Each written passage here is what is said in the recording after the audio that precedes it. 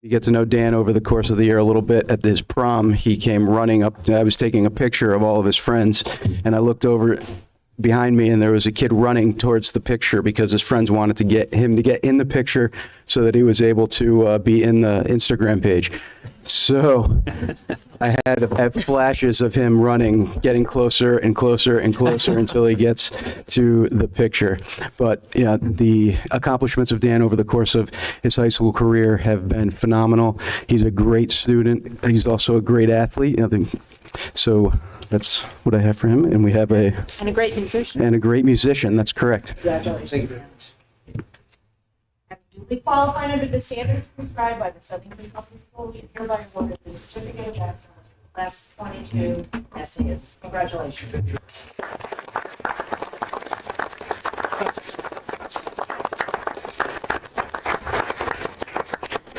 Next up, we have Matthew Morgan. Come on.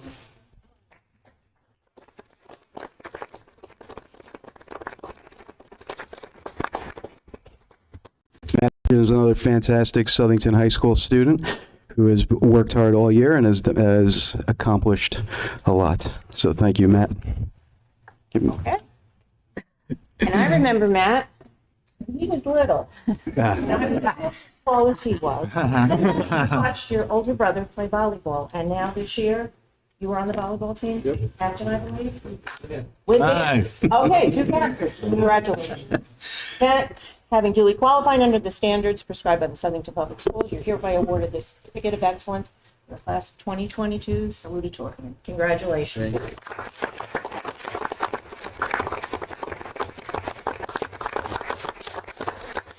Finally, our valedictorian, Amber Cole. Come on up, Amber. Give her a round of applause.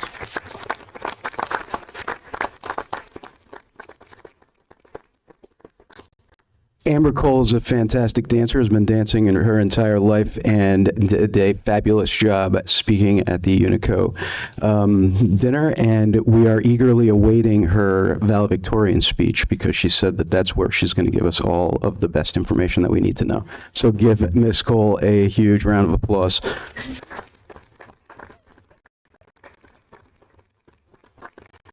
I mean, I don't know where it came stand.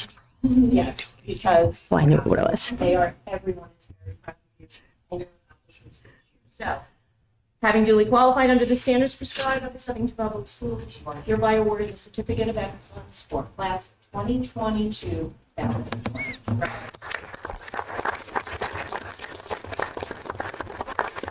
Now, before we get a picture, and I just to the scope of their accomplishment, right? There are 2,000 students at Southington High School. They're in a class of 500.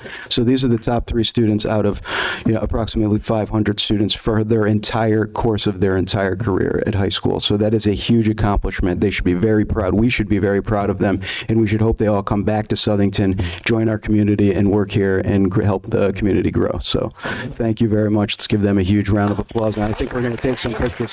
Yes, you can stand up.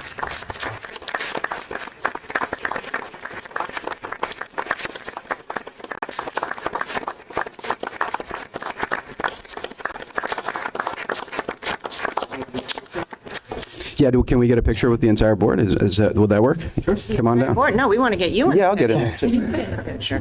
Are we leaving? If you're a social media influencer, Yes. that they can get a shot with you. It's there. They keep following me when they grab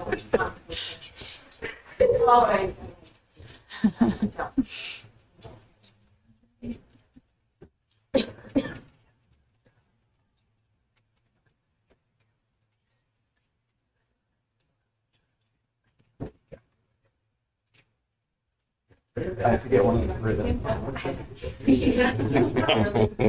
Want to be gram worthy, right?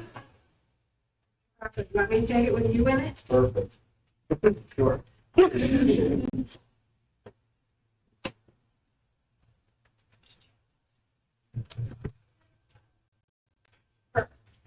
right. Then.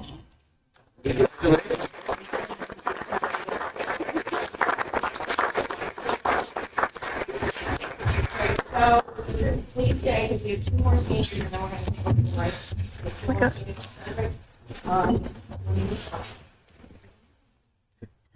Carmody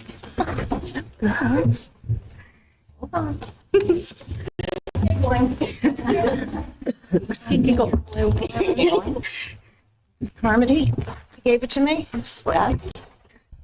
Left him there. Thank you, Mrs. Carmody. Okay. Did you label them? They have names on the Thank you, bar. Mrs. Carmody. You're welcome. All right.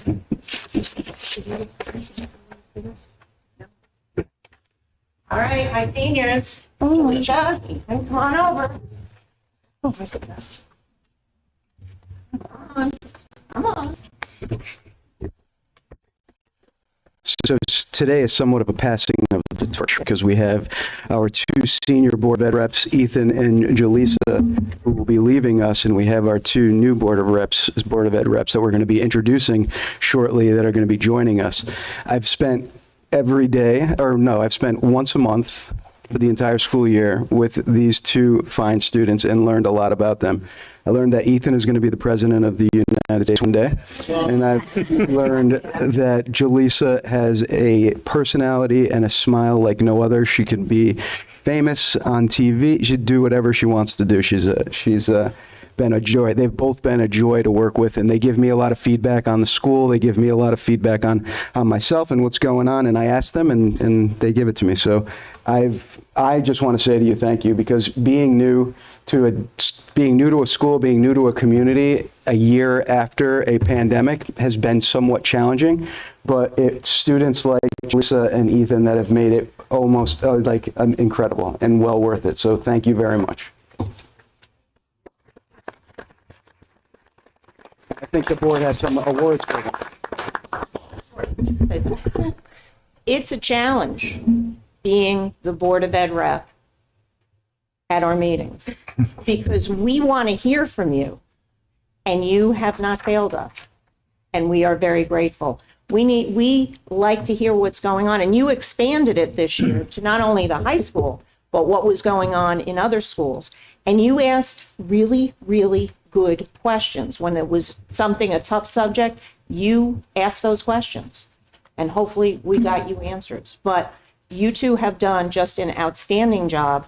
And on behalf of the board, I would just like to say to both of you, thank you for what you've done. Thank you for what I know you're going to do. Jaleesa, don't stop singing because you've got an incredible voice. Ethan, be president. I'm good with that. And come back and share with us after your first year. Tell us how it went and what maybe you see that we can do better in the future for other students. So again, thank you. We have a little something. So, Jaleesa, having duly qualified under the standards prescribed by the Southington Public Schools, you're hereby awarded the Certificate of Excellence for being our Student Board Representative, 2020, 21, 21, 22 school years. Thank you. And a little something. Okay, right one. Something for you. Maybe help. And Ethan?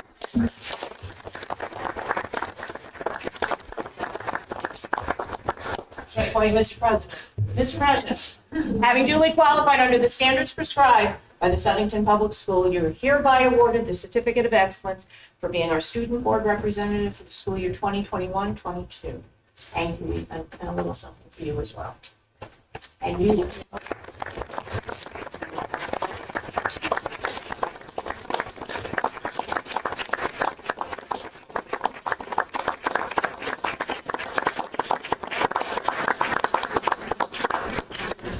Mom, take a picture. Take a picture. Yeah, we're moving again. Take pictures. Take pictures. You should get in one of those. No need for me. All right. All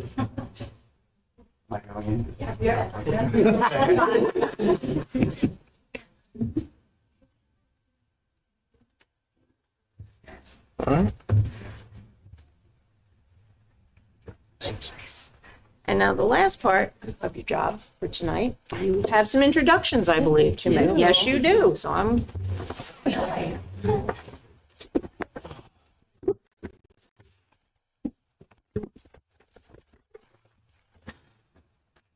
I'm in There? Okay. I'm already supposed to? You can. Anywhere you want. Anywhere you want. Good evening, everyone. So we're here to introduce the representatives for the 2022-2023 school year. This year we interviewed over 20 people, which was the highest number of applicants we've ever seen. It was overwhelming how much each person had to offer, but the two new representatives brought something special that made us feel as though they would be a perfect fit. While interviewing them, we felt as though they displayed a passion for the position, wanting to be a voice for all the students in the building. I am confident in the new team's ability, and I'm very excited to see what the new school year has to offer. Although I am sad Jaleesa and Ethan will be leaving, I am pleased to introduce the representatives who will be working alongside me for the 2022-2023 school year, Ryan Ogren and Uptej Singh.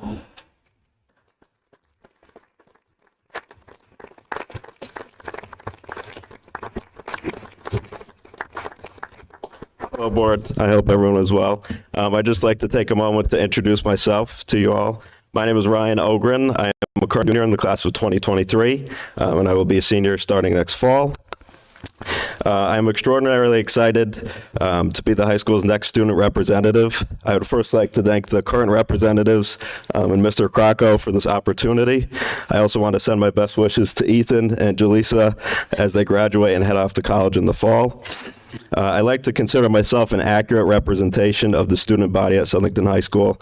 I'm very involved in sports and activities. As a couple of you know, I'm currently the president of Southington Future Business Leaders of America. Mr. O'Shannon, I'm sure we could have some conversations about that with Mr. FBLA. And I am also involved in DECA, which is the other business organization at the high school. And I'm also just generally very active in the business department at the high school. I dedicate a lot of my time to that and volunteer for junior achievement to teach business education lessons. So Mrs. Carmody and Mr. O'Shannon, I know that you're on the Board of the Business Department Advisory Board Council, so I'll see you at the next luncheon. And for the past 2 years, I have also served as a state council officer for the Connecticut FBLA team at the state level, where we interact with current high school chapters for FBLA in the state and connect with the national FBLA leadership team for the entire United States. I am also a student athlete. I do both indoor and outdoor track and field. And I love advocating for the student body, and my effort is always to make sure that it is the best place for students.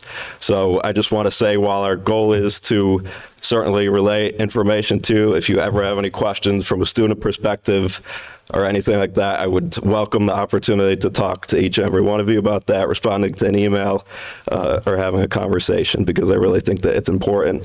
And I have some big shoes to fill, obviously, but I just want to thank the current Board of Ed reps. I look forward to working with Uptej and Jaleesa over the next year. And thank you all for that. Or, sorry. So thank you all for the opportunity to be the next representative. I look forward to it.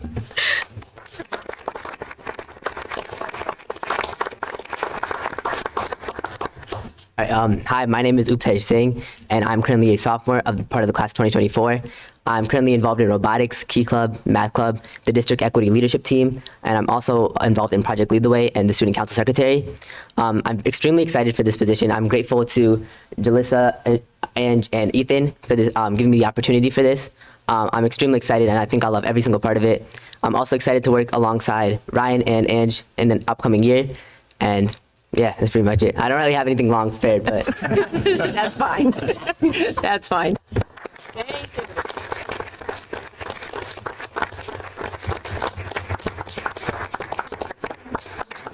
you. Okay, we're going to take a 5-minute recess now so we can talk to the students and congratulate everyone. So with that. That's awesome. Okay.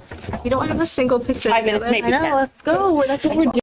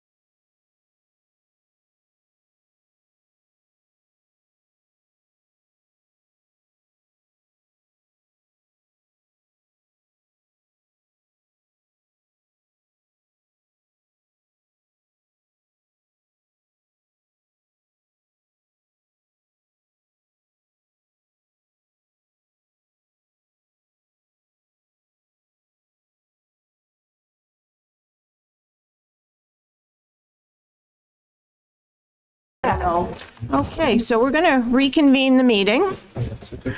Let's see, where are we? Choo. Mr. Oshana. Yes, I'd like to add 2 items to the agenda. I'd like to add item 6A, approval of out-of-state overnight field trip. Second. All those in favor? Aye. Okay. And I'd like to add item 11E, student expulsion, number 2122-24. Second. All those in favor? Aye. Okay. Thank you. All right. I am looking for an approval of the minutes of May the 26th. So moved. Second. Okay. All those in favor? Aye. Thank you. Okay, and item 6A is the approval of an out-of-state overnight field trip. Do I have a motion for that? And make a motion to approve the field trip associated as presented with, by the administration. Second. Okay, Yes. yes. And do we have any discussion, any questions? So, Mrs. Clark, we do have the cheerleading coach here this evening, Okay. along with our athletics director. So if they want to just give a quick update to the board. Fabulous. Thank you.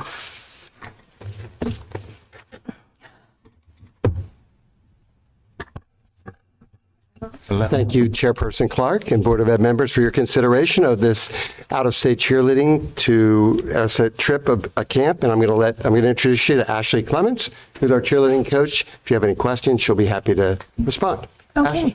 Hello, everyone. Thank you for having me. Is there any questions I could answer?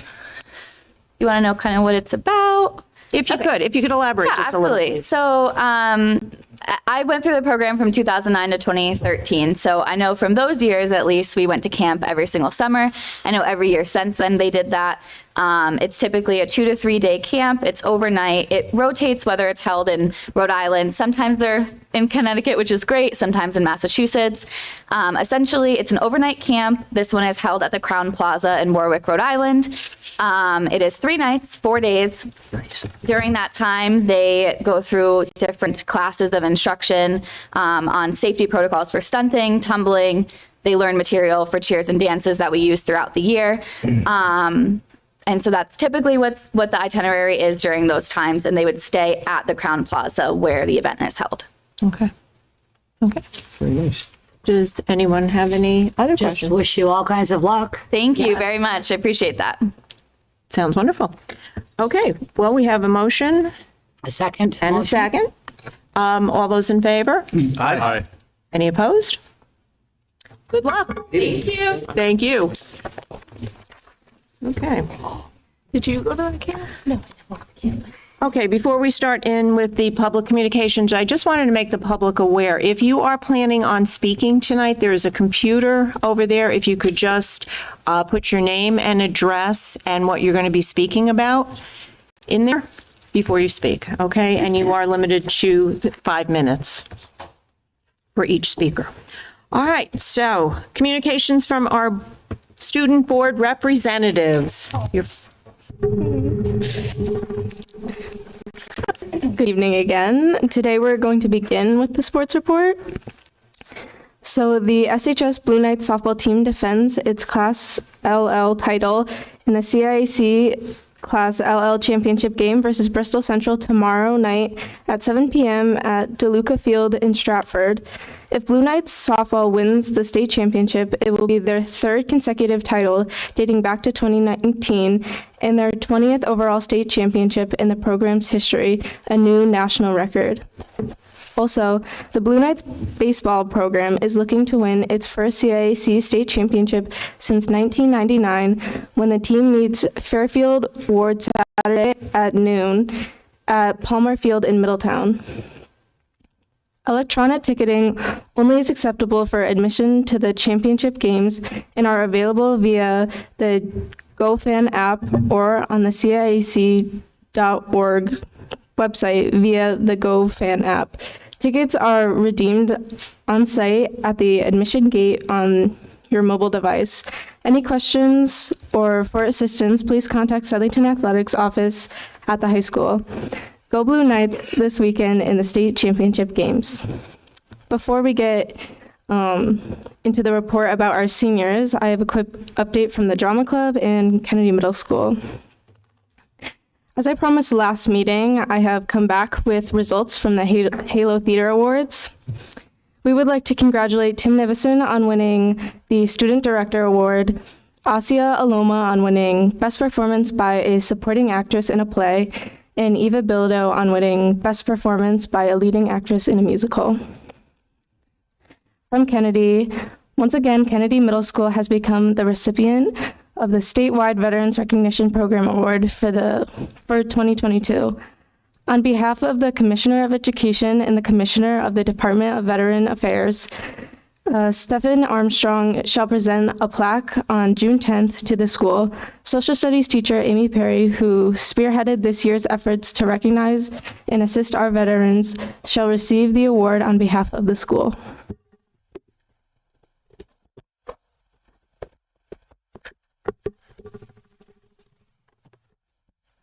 This past Thursday was class night, which was quickly moved inside due to the rain. It was supposed to be outside on the athletic fields. Even though this did not stop our class from having a phenomenal time, all students participated in activities, including pawing Mr. Crocco in the face and myself. The senior class attended Six Flags of New England for class day last Friday. All students had a great time, and I will be curious to see if this becomes a traditional SHS senior class day destination for future classes. Good evening. The Senior Motorcade will be held again this year to celebrate the hard work and achievements of the class of 2022. Seniors will start their promenade at SHS and continue their parade throughout Southington and ultimately end by JFK. And lastly, Southington High School's graduation ceremony will take place Friday, June 17th with the rain date of Saturday, June 18th. Students have worked so hard for this momentous occasion and are extremely excited for this bittersweet yet heartfelt moment. Okay, I would like to preface our last item with a thought. Most students don't get the opportunity to understand the depth to which it takes to run an extremely successful and connected school district. Over the past 2 years, Ethan and I have been fortunate enough to experience how our school district is run. Not only is it the appreciation for how developed our school district is, but the appreciation of making connections, the appreciation of experiencing change, the appreciation of being an active citizen. We are beyond fortunate to have been able to be student representatives. To our new board members, good luck. You're gonna need it. Have fun with the sports report. That's miles long. Jokes. You'll do great. Have an amazing time and experience. And we both know you'll do great things next year, and we can't wait to see what you will do.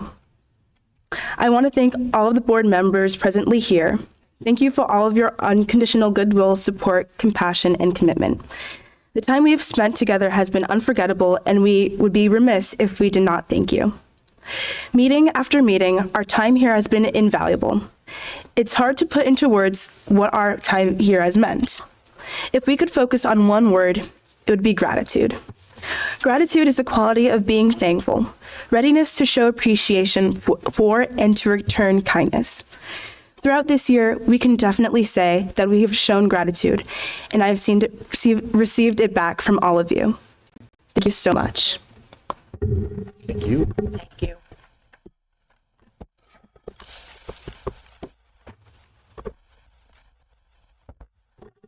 And I have a final thought as well. I would like to thank the Board of Education, Mr. Crocco, and my fellow student representatives for a wonderful school year. As I have known some of the Board of Education members ever since I was little, I always looked up to them as role models and always heard how they were impacting the Southington School District. To now sitting on the same board is astronomical to me. For them to ask what I wanted to change in our schools and to be able to work with them and how to help students achieve their goals is a once-in-a-lifetime opportunity.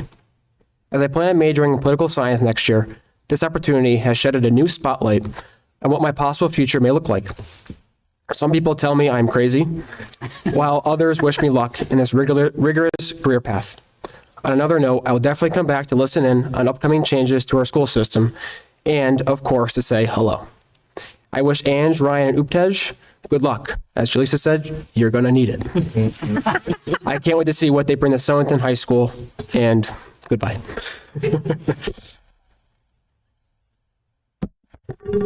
Thank you. Thank you, students. Thank you very much. And I think I got a thumbs up for the Six Flags. Was that was a high, yeah? Yes. Okay. Thank you. Well done. Okay. Communications from the Board of Education. Yes. I really do want to thank Ethan and Jaleesa. It has been a pleasure. You have added so much to our meetings. I'm sure you've learned a lot. And I think both of you someday will be sitting up here taking our places. Don't you think? Mm-hmm. Yes. Yeah. Thank you from the bottom of our hearts. On his way. Thank you so much. I can see Ethan, Jaleesa. I think both of you should be here. And don't forget now, Jaleesa is going to the college that I went to as the first graduating class. I was the first graduating class from Sacred Heart. And Mrs. Clark will tell you it was in 1909. Sounds about right. Thank you. Very close. No, Good luck, guys. come on. It was 1912. Come on. Yeah. Don't lie. Okay. Any other board members? Mr. Bishevsky.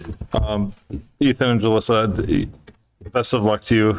You both are stellar individuals, and I look forward to hearing about the trials and tribulations that you have going through college and, moving on to the bigger and better things. To our two new student reps, good luck. Really, you're going to need it. We're quite an eclectic group, and it's going to be a lot of fun for you.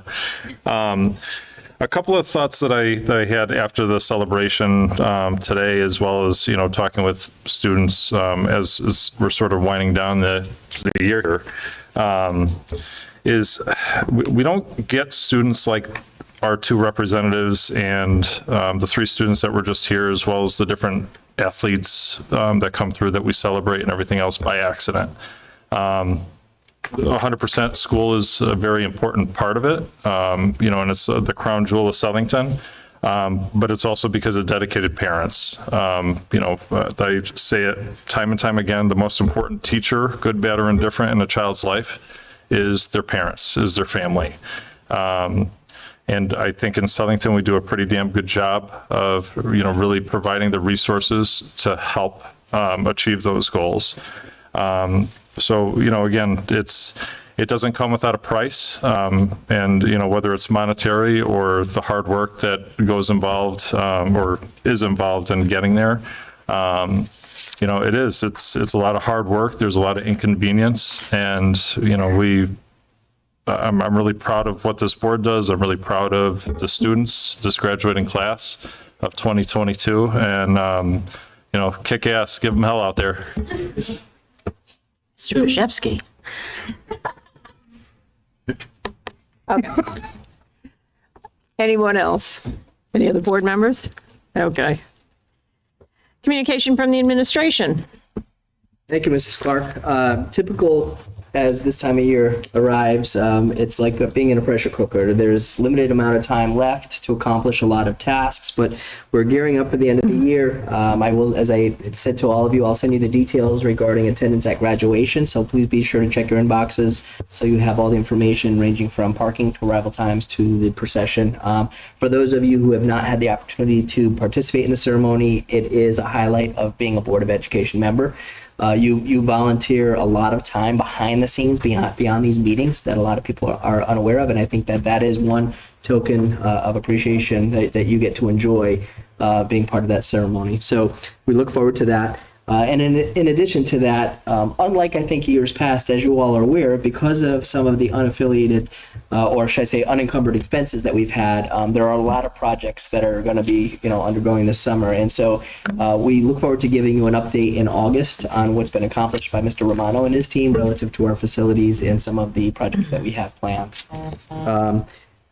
Additionally, this evening, I wanted to take a few minutes as part of my administrative report to welcome some of our STEPS leaders up to the podium, just to give you a brief update where we are relative to some of the STEPS initiatives in district this year, since it is our final meeting of the year. Thank you so much. Good evening, everyone. Thank you so much. We're going to have take a couple minutes of your time. I'm here with Christina McCurrier. She is our STEPS asset building champion for the entire district and does a lot of great work for the coalition. So she's going to share some of our great things with you. Good evening. I couldn't think of a better night to do this. It's very asset building. As Megan mentioned, my name is Christina McCurrier. I'm currently the math specialist over at Oceana, and I also have the honor of being the asset building classrooms coordinator here in Southington. First, I wanted to thank you and the board and the administration for allowing us to speak tonight, as we know you're on a tight schedule, and we appreciate your willingness to listen to us. We also want to thank you for your partnership and for your support. Our program is one of a kind, and that's because of your support and our efforts. Last we were here, Megan and Deputy Chief Palmieri shared some data with you from our survey results, and tonight we are excited to share some ways we use that data to proactively build assets in our students with intention by highlighting some of the work that we've done this year. Our year began by being recognized by the local YMCA with the Youth Development Award. We couldn't have been prouder to be recognized with this award, and it definitely set a precedent for the momentum going forward into our school year. We hit the ground running promoting assets in our schools from day one. In addition to promoting the monthly assets in our schools through asset building classrooms, the initiatives put forth by the think tank at the high school, and the work our youth council engages in, STEPS also hosts a variety of activities for 4th, 5th, middle school, and high school students at the end of every year. May was a particularly busy month for us at ABC. We hosted our annual training day at Camp Sloper on May 18th. This year we changed the format for accepting students into our ABC program in our elementary schools, and we accepted all who showed interest by filling out a Google form.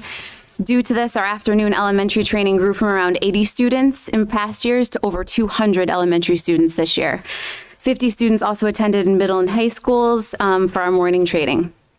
Through our partnership with the Southington Police Department and due to our new 5th grade prevention curriculum, our asset building officers were also present at the afternoon training, further solidifying the partnership between our officers and our schools. The officers were able to stay with their designated schools to form relationships with students, and feedback from the training gathered through a Google survey was overwhelmingly positive, saying that the workshops that the students attended were meaningful and something that every student should hear. We also hosted our annual transition days for current 5th grade students attending the middle schools in the fall. Students visited Camp Sloper that will be attending JID and JFK. These days were asset building days and focused around the assets for next year, and while also allowing students to meet their new peers and get to know their principals and counselors. A special thanks to Camp Sloper, Justin Hubity and Tom Sangelotti for all their work with the training in these transition days every year. In addition to our transition days for our rising middle schoolers, we also hosted a transition day for our rising freshmen. Thanks to Chris Palmieri for organizing and executing that transition day. Activities centered around getting to know SHS with a tour of the building from other students, positive decision-making, and substance misuse prevention. STEPS ABC has also built a champion website of resources to help our champions in each building. Over the summer, we'll be in the process of transitioning that website to a page on our STEPS website in order to help create a one-stop shop for all things related to our STEPS coalition. We've also been asked to present at the CAA conference in August, highlighting our work for other districts. Looking ahead to next year and based on our recent survey data, we have new assets for our schools in 2022-2023. We aligned these assets to have a social emotional focus, and we chose different assets for grades K-5 and grades 6-12 in hopes to target what each age group really needs more specifically. We meet with champions, which are our building leaders, on a regular basis, and we invite you to attend one of our meetings to see and hear for yourself the wonderful work that goes on across the district every month. And you can reach out to Megan for a list of those dates if you'd like to attend. In closing, it's been a tremendous few years for STEPS Asset Building Classrooms, and we wanted to share our successes with you tonight and thank you for your unending support of our coalition. We're so grateful for this partnership and for the ability for the ability we have as a team to make a difference in Southington's youth. So, thank you. Thank you. And Thank you to Christina McCurrier for all that you do for the district, organizing and implementing asset-building classrooms throughout the district. My name is Steve Nyrick, former school counselor and for 41 years in the school district. I love Southington schools so much. I love what the Board of Ed has done for our students each and every day and throughout the year. I think it's very important to know that asset building classrooms and steps goes hand in hand because we are promoting those assets in the schools throughout the year. In front of you, you all have a cotton ball with two red eyes, but it's not a cotton ball with two red eyes. This is actually a warm fuzzy. And I thank all of you on the Board of Ed for what you've done for the students, for the teachers, for the staff. Throughout the whole year, somebody should give you a warm fuzzy and say, thank you very much. This warm fuzzy should be shared with someone else in the future so you can make them feel good the way you have supported the students in the district. Thank you very much for all that you do. Thank you. You can always count on Mr. Nyrick to make everything seem. Let's give him a round of applause. Come on, Mr. Nyrick. Yes. Okay, so continuing on, I know Mr. Pepe, as the part of the last administrative report, reported out that the town had authorized the town manager to go to the bond council relative to the November 2022 referendum and the athletic facilities project. So our goal this summer will be continue to build out information for the community to help inform them of the scope of the project. Once the town authorizes the town manager to go forward, it is not our position anymore to promote a position on the referendum, but we are able to provide accurate information to inform the community on the scope of the project. So that will be the plans going forward. Additionally, I know we talked about the original plan of elementary facilities and how that was going to be November of 2022 and has shifted to November of 2023. So our work this summer will be completing the pre-referendum work so that we can begin to engage the community in conversations around the different scenarios that can be considered relative to the elementary facilities and the future of our 8 schools this fall. One of the benefits to pushing it out here is the opportunity to engage the community in that dialogue about the different scenarios and the impact on the buildings and also on the community relative to the debt service. So we'll continue that work and I'll have an update for you in September on that. And then proud to announce, and this is for those of you on the board may have heard this before, but JFK has once again received the Veterans Recognition Program Award from the state of Connecticut, and it is due to Amy Perry and Team 6A and their efforts in recognizing and supporting veterans throughout the state of Connecticut. So there is going to be a presentation made to Kennedy Middle School and Mrs. Perry and the administration there on June 10th at noon.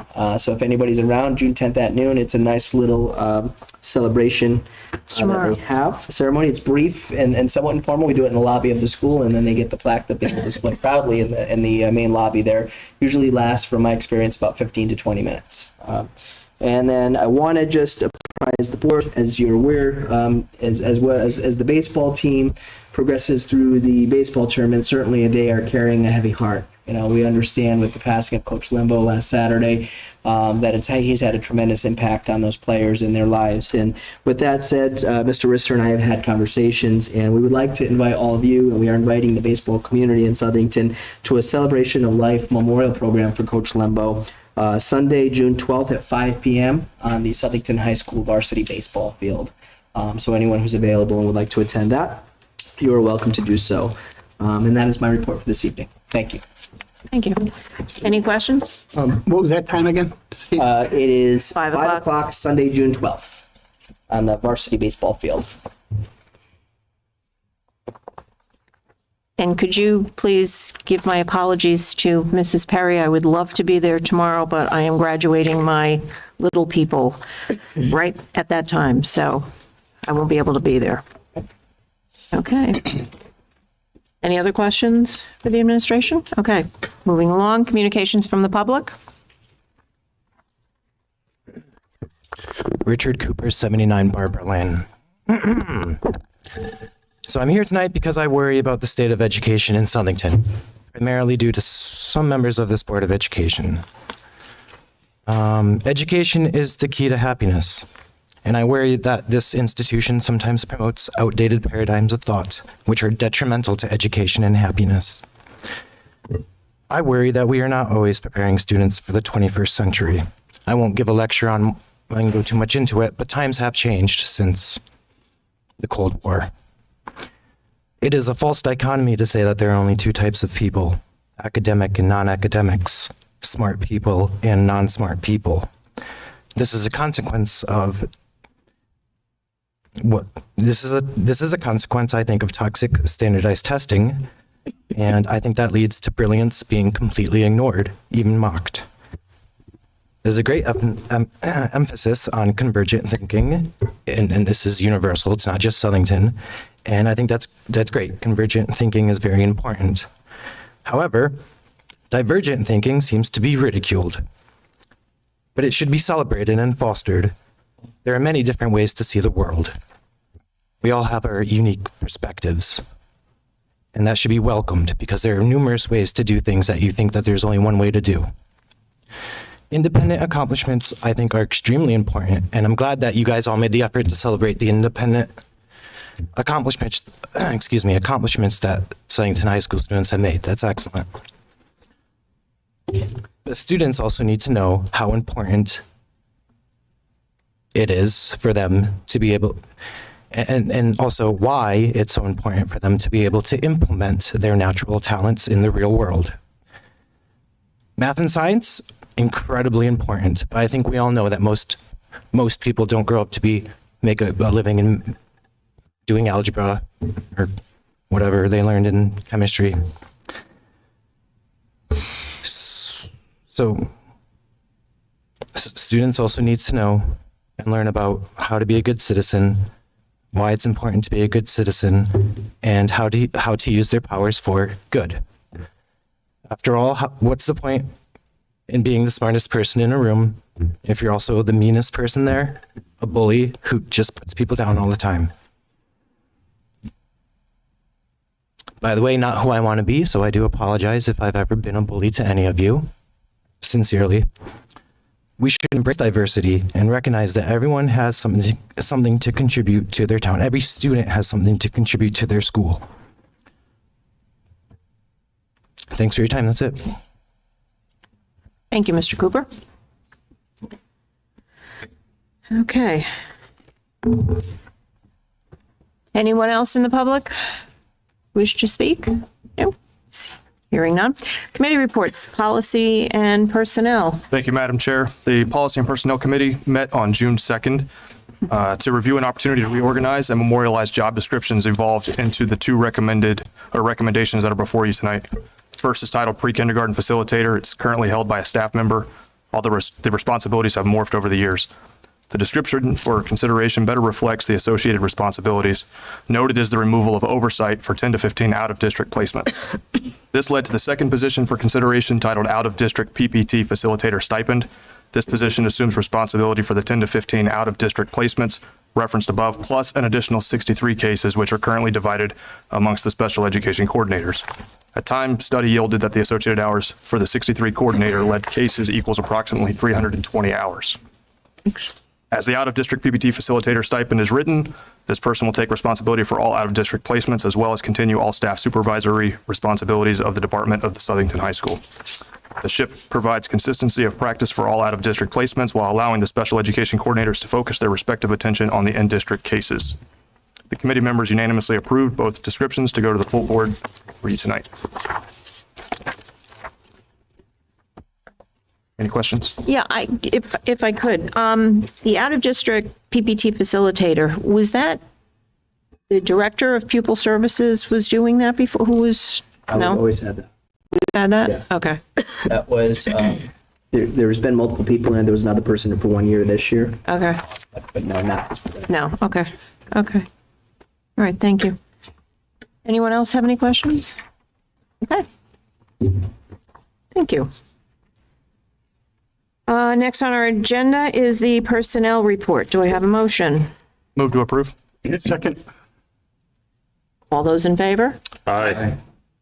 Any opposed? Motion passes. Town government communications. You? Negative.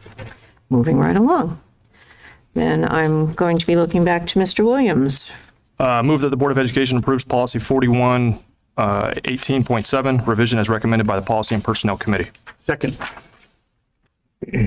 Any discussion? All those in favor? Aye. Back to you, Mr. Williams. Move that the Board of Education approve policy 6173, enrollment in advanced course program and challenging curriculum as recommended by the Policy and Personnel Committee. Second. Let me just say, I did have one question on that, if I might ask. Could you talk a little, Mr. Pepe, about the student success plan so that everyone is familiar with that? Yes. The student success planning came to the middle school level actually years ago when I was still at the Apollo. Mr. Medancy, I believe, was at Kennedy as part of legislation, and it really came down to meeting with students in order to discuss the potential pathways that they might take through interest and interest surveys. So we use Naviance. And currently our middle school counselors do meet with every student. They hold those meetings. This particular policy really extends the potential for that. We've said repeatedly that, as we all know, college tuition is pretty steep, and to try to figure out what you're doing or what you want to do while you are at a university or prep school can be quite costly. So the better we can turn students' attention to different pathways from the middle school going forward into the high school. Not that it's out of the picture to have to change interests once you're at the collegiate level or university level, but if we could help guide our students in choosing courses and pathways ahead of that, that is the aim. Okay. Thank you. Okay. Anyone else have any questions for just me? Okay. All those in favor? Aye. Okay. Thank you. And now we have, okay, this is curriculum, the science curriculum. I move that the Board of Education approve the science curriculum, grade 7, unit 1, chemical reactions, which was absolutely fantastic, as I told you last week or 2 weeks ago. Second. Okay. Any discussion? All those in favor? Aye. Okay. Next, I move that the Board of Education approve the SHS sociology curriculum, units 1 through 5, as recommended by the CNI committee. Second. All those in favor? Aye. Aye. Were we going to have a discussion about that, or? Oops. No, I'm sorry. I should have, So I just, I had one thing to say about that. Again, I'm very excited of the potential of what was proposed in the sociology curriculum. I think it has great topics that really expand one's ability to sort of think outside the box, but also leveraging different ways of looking at sociology. I think it's important to realize, especially now in such a polarized country, if you will, between conservative and liberal, and really not a whole lot of gray area anymore, of understanding that we could all be looking at the same forest from different perspectives and closeness of trees and everything else, and really miss the boat on where people are coming from. And, I think we saw that throughout the pandemic. We see that on a regular basis still. And, I hope that this is sort of a jumpstart to some of our students being able to really do a better job of critically thinking, so that they're not making the same errors and the same mistakes that we are in our positions currently. I'm hoping that this will create better citizens, better folks in our community. So this is a great opportunity here. I hope it gets used properly. Thank you. Okay. We did vote. Yes. I jumped the Yep, gun. yeah. Okay. Last item. Next is to move, I move that the Board of Education approve the K-2 library media units as recommended by the CNI committee. Second. Okay, any discussion? No. See, now I ask. All those in favor? Aye. Okay. Motion passes. On to new business, ratification of the UPSU Local 424, Unit 50, Southington Para Educators, ABA Therapist, EL Tutors contract. So moved. Second. Okay. All those in favor? Aye. Discussion. Oh, Oh. I did it again. I'm sorry, David. I'm sorry. Before we vote, I didn't. Real quick, I don't want to dwell on it, but I think the committee did a great job with what they had to deal with, and I think it's a fair, equitable for both sides. I think everybody should be happy with it. I agree. So thank you to the members of the committee. And thank you to Mrs. Carmody for sending cookies. And Mrs. Anastasio for making cookies. Yes, you did. So thank you. Okay, now I can say all those in favor? Aye. Okay, any opposed? No. Okay. The job descriptions. Move to approve the job descriptions for, do Each one, and should we do each one individually? you want, or can we do a, Motion for can we do a blanket? set up. Or, As long as you identify them both within the motion. Okay. move to approve the job descriptions for out-of-district PPT facilitator and pre-kindergarten facilitator as recommended by the administration. Second. Okay. Any discussion? All those in favor? Aye. Okay, Aye. motion passes. Review and discussion of Southington High School Special Ed Program. Thank you, Madam Chair. So originally, we had this placed on the agenda because we were working through a consideration of a potential program move or change that currently exists within Southington High School. After working through that and talking to multiple parties, we're going to withdraw that consideration at this time. Okay. So I don't have anything further on that particular agenda item, Okay. but I do have something related to it for the next agenda item. Okay. Okay. So, first of all, I thank you, and I apologize for not being able to attend the last board meeting. No apology needed. Situation. It was, no apology needed. difficult time for us as a family for sure, but I appreciate the support of the board and the approval of the budget. One of the things we've discussed as a Board of Education, dating back to earlier in the year when we knew our students were struggling upon the return from the pandemic, but I think even more so again after the STEP survey data was shared with us as a Board of Education. And then from what you're all aware of, based on our conversations relative to Student Matters, that our students are up against it upon the return, and therefore our staff are up against it. We work hard at the building level to meet all of our students' needs, but it's going to take some time to work through that. It's not going to be a return to normal instantly in September as if the pandemic never occurred.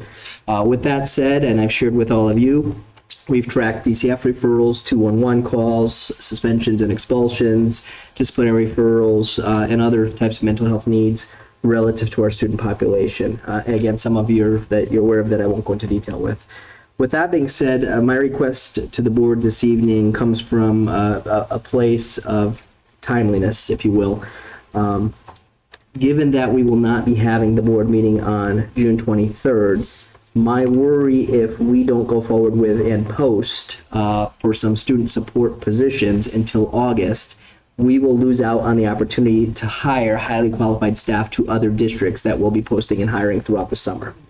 And so one of the goals, I believe, of our budget, which we accomplished, and I'm grateful for, was to take all of those existing operating budget staff that we had to supplant with ARP ESSER funds as part of last year's budget and try to create a budget that allowed all of those regular FTEs to return to the operating budget so that the ARP ESSER funds could be used for what they were originally intended to be used for.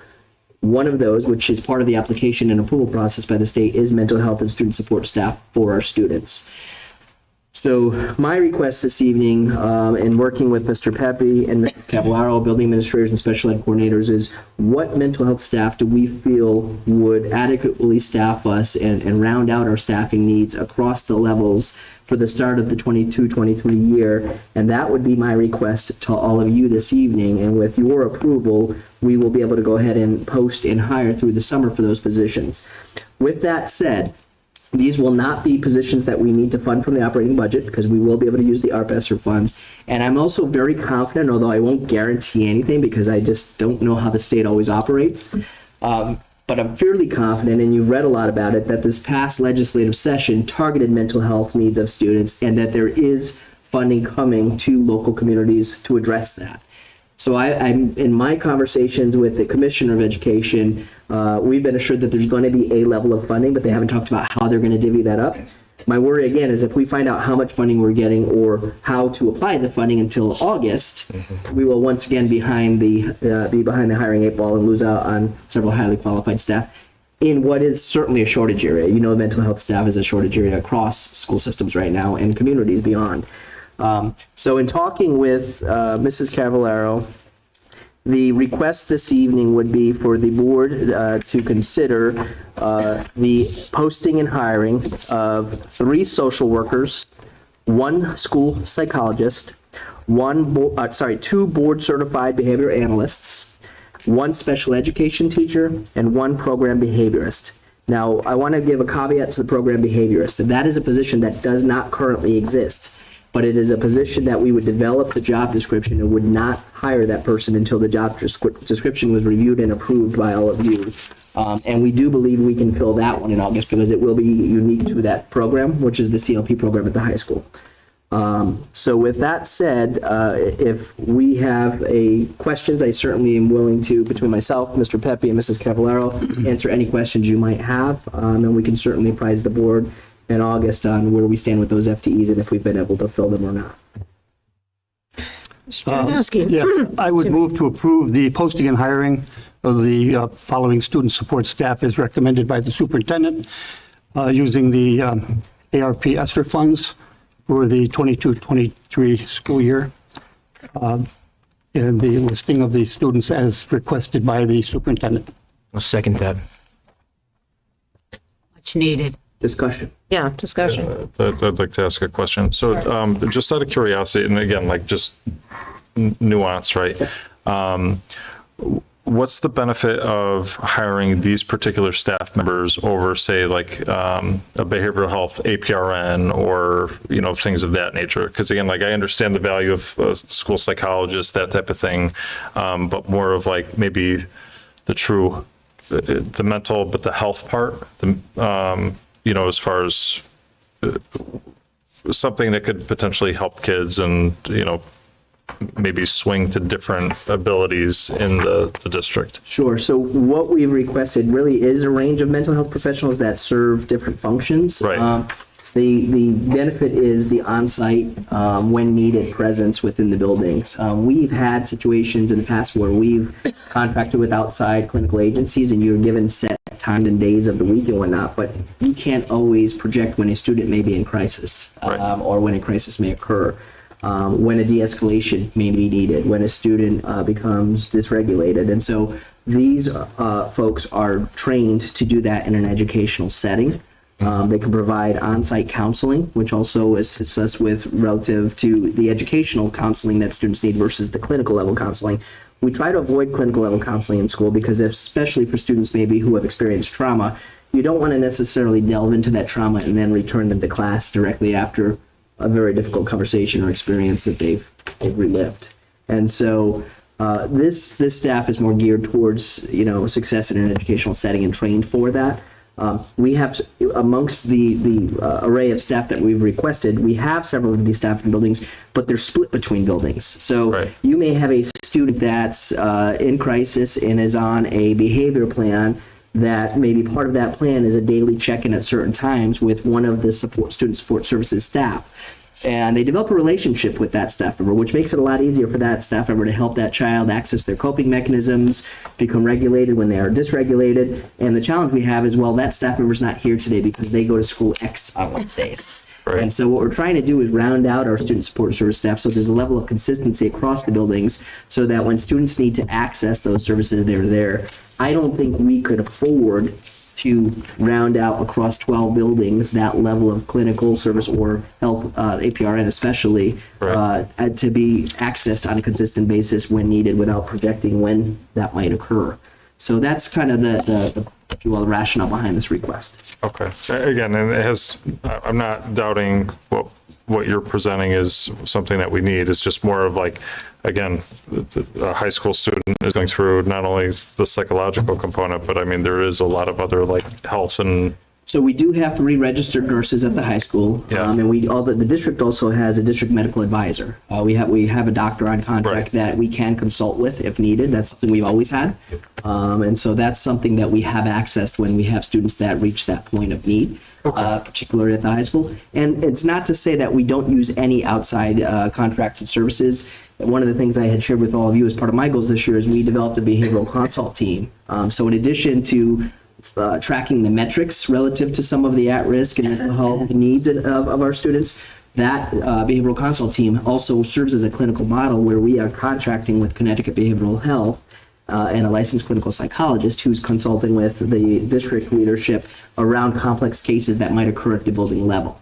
Sometimes students present more complexity than what a building level staff is equipped to address. And so having that other layer of support added at the district level has been a tremendous success early on here as we've gotten that consult team off the ground. So I think we're making great progress in that area. Thank you.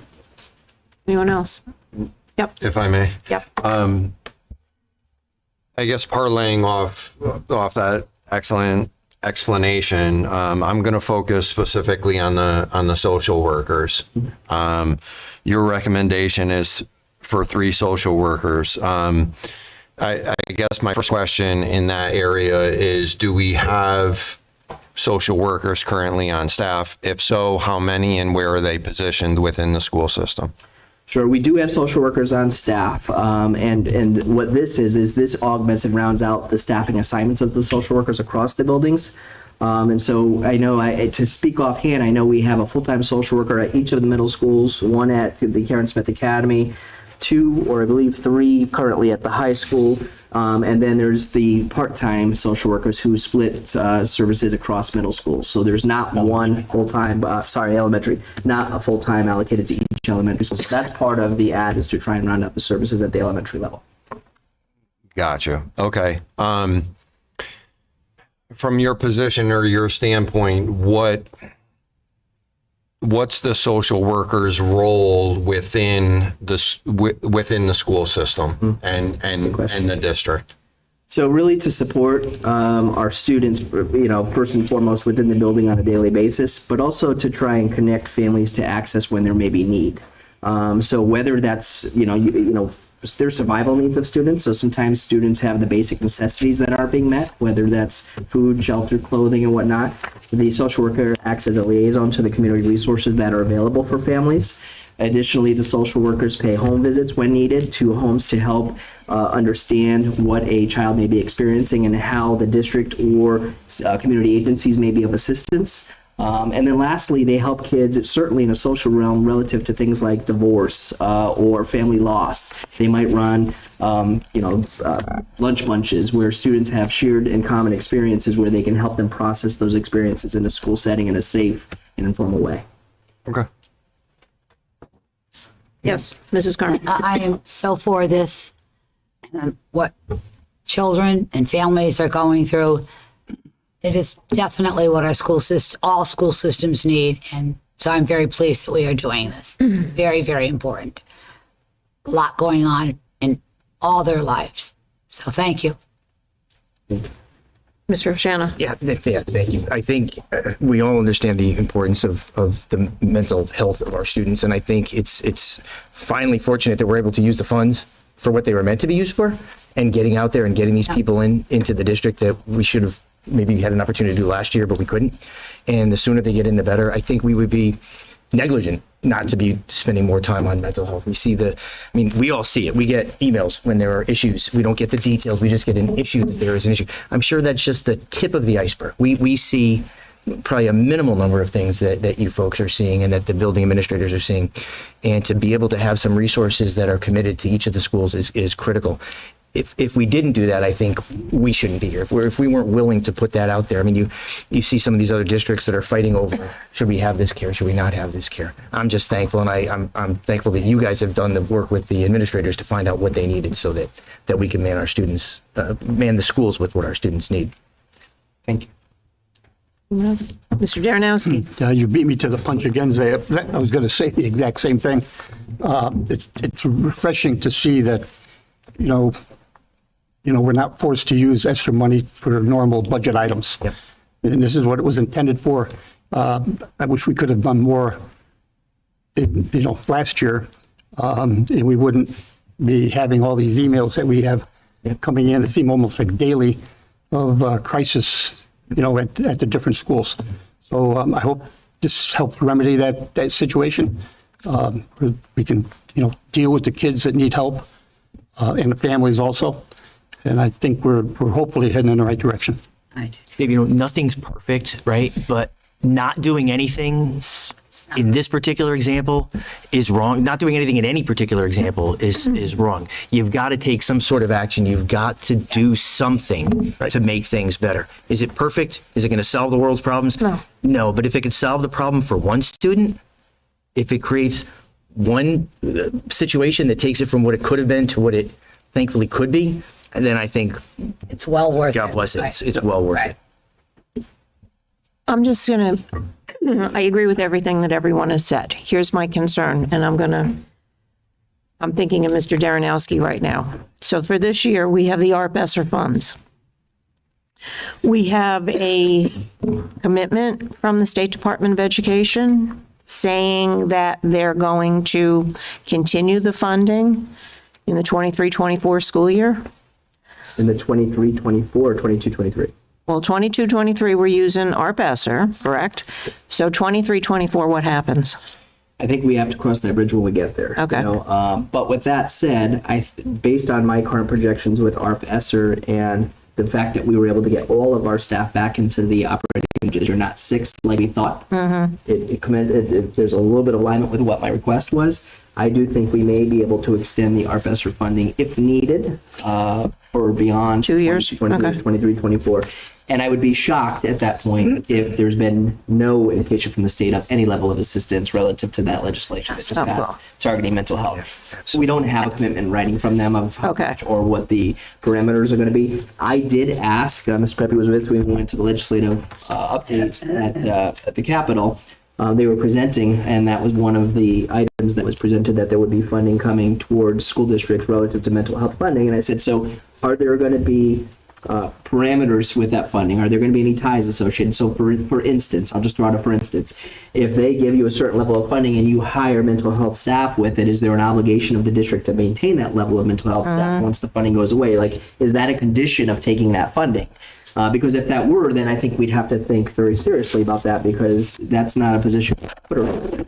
But I think not knowing the answer to that right now and having to wait to find out that answer would put us in a position of not being competitive and going after the most highly qualified staff in an area where we know that is a shortage. Okay. Mr. Darrenowski. We treat these as interim positions. If you put the title interim on them right now, you're not likely going to get people to apply. That was going to be the next part of my But with that said, we've not had a year in my memory where we've not had attrition or turnover of school psychologists, social workers, BCBAs, because it's such a shortage area. So I think it's a safe place to be. If ever, God forbid, got to that point 2 years out from now and we haven't had any attrition in any of those shortage areas, we'd have another conversation on how to staff it at that time. I agree. One of the things maybe that needs to happen with this is that through the chair, bringing this type of information to the committee of the chairs and explaining that we're adding, and you have the dollar amount that's going to be used for ARP ESSER, and that in case something happens, that this is something we need to put out in front of you people now. a year, 2 years ahead of time saying, we need to build this in. I mean, the fact that we couldn't do it before because our funds were cut, now we need to put these things in there. I would find it really, really hard to believe that the council or the Board of Finance would want to cut mental health opportunities for our students. I can't even imagine that they would do that, but putting it out there, Well, that's very important. And that's the point. We need to get it out there that these are the funds that what we should have been using these funds for. Right. In the first place, Right. we're using them for the way they were intended. We should have enough to hold us over for a couple of years, and then hopefully the state will do what the state says they're going to do and continue to fund us. They're not all that reliable, right? So we need to make sure that at least our people I'm are putting it out reliable there. enough That's that why we I'm make it clear in our town. and that's what we have to do, because that is key to keep the mental health of our students. So, Mr. Bashevsky. Just a quick. Yep. Zia, to your point, I don't think anybody, again, I can't be in the heads of everybody on town council or board of finance, but there's not a single person, in my humble opinion, that when they reduce our budget or they cut a budget, that they're specifically saying like, oh, we're going to cut mental health, or we're going to cut this, or we're going to cut that. They look at the big pie and they see that we spend a lot of money in education, and they think that they're doing the right thing just the same way that we think that we're doing the right thing. Where I want to give a lot of credit where credit's due is, Steve, you do exactly what a lot of the boards kind of say that we don't do, is essentially projecting down like, okay, well, if we're going to do this year, like we better damn well be able to do it the following year after that. And hopefully that we have these other things. We have 2 years to then have that conversation, like you said, with our town council, with the Board of Finance. And I'll tell you, like, I take my head off to you, because again, it's hard because of all the things that you have to deal with, as well as all of our administrators and all the different nuances that, all the hat wearing that goes on. But the fact that you're already thinking that, you're already playing chess, and you're trying to predict those next 5 moves, and, depending what the state of Connecticut does, bravo, you're the right guy at the right time. And, I'm your biggest cheerleader. I love what you do, and, bringing things like this forward is phenomenal. Well, I appreciate that, but it has nothing to do with me. It has everything to do with the teachers in our buildings and our administrators and our staff that are working directly with kids every day. Yes. They're the people that need the support. Yep. My job is just to advocate for it. I love it. And I agree. I would hope that nobody is out there saying, let's cut in a specific particular area. But I think what people need to understand is when they do cut, and that the money has to come from somewhere, right? So where are those cuts going to come from? You don't know. I'm not saying, and let's face it, our job is to fund the budget as much as we can to get the things for our students, to provide the best possible education and services that we can for our students, fiscally responsibly for our town, right? Because we're not pulling the money out of we are pulling the money out of our pocket and everyone else's pocket because it's taxpayer dollars. On the flip side of that, I don't believe in my time on this board we've ever put a budget out there that's had fluff in it. I look at last year's budget, and that's why I voted no to the budget last time, because this last budget, because it was a cut of $500,000 on a budget that had nothing in it, nothing new in it, right? So my concern is, and that's why I think bringing it now, right, and getting the word out there now that this is how much this is going to cost. We need to build it into the budget. Yes, we're going to use our ESSER funds, and yes, the state is saying that they're going to do things, but how many times has the state said when was the last time we got funded the way the state legally is required to fund us? Ever? Not true. Never. Right? So I don't put a lot of faith in the fact that they're good twice, maybe. Been on the board 32 years, and I think it's 3 times. 3 times. So 3 times in 32 years. Not a really good, 33 years. Good percentage, right? But at least we get it out there, and people will see that, so that if and when there is discussions, and if the board ever does put fluff in, cut it, But I just don't see it happening. But the unintended consequences of putting a cut in there means that something's got to go. And when our ESSER's gone, ESSER's it gone. is what it is. Not to dwelling on the subject. I know everybody wants to. We would stay a little Our bit. students, go here. wait to the students. I've seen in years where we get put into a situation where we need to remove a program, And I don't know if people remember the gifted and talented program. Oh, yeah. I voted no that year too, Dave. We had the best because we got rid of it. Had the best gifted and talented program in the state of Connecticut. All right, and we had to cut it. And once it's gone, it never comes back. And it doesn't come And back. once it's cut, it's gone. Yep. Okay. Well, we have, yeah. Anybody else? Oh, Sean. Yes, one more, I guess, comment to put this to bed. So we're essentially adding all this human capital to this area of need, obviously, mental health. You're a champion for it, so are we. My concern is because of the shortage in this area from a staffing human capital standpoint and the turnover that we've already experienced and will continue to experience, and the application of funds that may disappear in a year, 2 years, what have you. I think the most responsible way to move forward with staffing mental health is to have a student mental health program. Is that something that we have in place? And who are these people going to essentially report to? Obviously, they work for the district, and you're the champion for them and for a mental health program, but the only way it's going to be successful and you're going to get the consistency and you're going to see the results with our students is if we have a program that when we plug in another individual, another professional that either leaves because of funding, leaves the district altogether to take another position, that we have a plug and play program that I can take my psychologist out of the district. And because I have these other positions within this student mental health program, it will continue to move forward and be successful. So you're actually explaining that's what we currently have. That's what we got. And so there are often times where you have an unanticipated departure, because again, it's competitive and it's a shortage area. And that, again, this is a plus to that. We have in situations several times, Mrs. Cavallaro could go that she's had to reach out to the school psychologist group as a whole to make up for that shortfall, whether that be with testing, whether that be with going through the triennial evaluation, initial PPTs, counseling services that students need. The group as a whole is, they're accountable to multiple stakeholders, the building administrators that they serve. So if they're assigned to 2 buildings, they're accountable to both of those administrators on the days they're at those buildings. I will tell you, they are relied on so heavily on the days they are in their buildings that they almost work side by side with building administrators. There's no fluff in terms of what are they doing, who are they reporting to.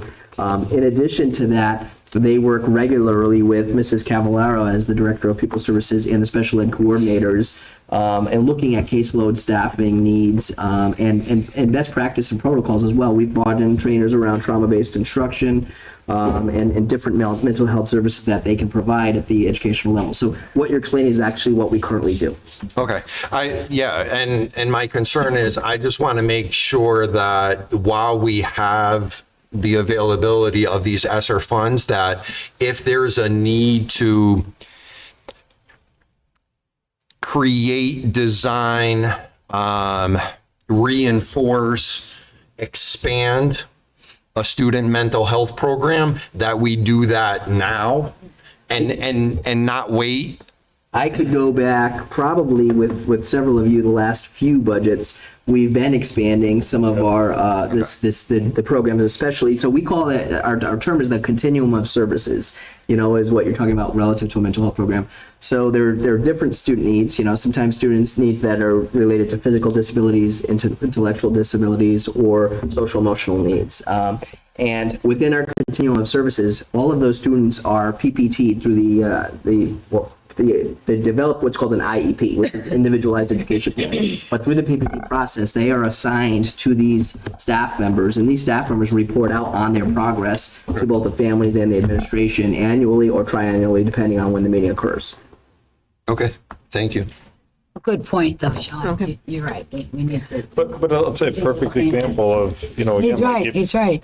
sometimes the public doesn't know about these things. And, I think it's important to have these discussions. In public. This is awesome. Yeah. And his point is well taken. Sean's point is well taken. I should poll the board? Poll the board. I'm going to poll the, thank you, Mr. Jaranowski. I will poll the board. Mrs. Blanchard? Anastasia. Yes. Mr. Bashevsky. Yes. Mrs. Harmony. Yes. Mr. Carson. Yes. Mr. Jaranowski. Yes. Mr. O'Shana. Yes. Mr. Williams. Yes. Mrs. Clark. Yes. Motion carries unanimously. All right, one more item, item 11E. Mr. O'Shana? Move to expel student number 2021-22-24 as stipulated by the superintendent. Second. All those in favor? Aye. Aye. No. No, okay. Okay. So that's 8-1. You're not listening to me, Sean. Mrs. Carmody, we're at a meeting. I'm sorry, what? Won't stop. Can't stop. Sean, I know you were. to you, I'm sorry. Mr. Jaranowski, I think we're at our item 12. So, Mr. Jaranowski, Move to adjourn. Second. all those in favor? Oh, yes. Give it to them both. I know you were. That's why I'm laughing. I voted no. She voted, yeah, I said 8-1. Yes, I said 8-1.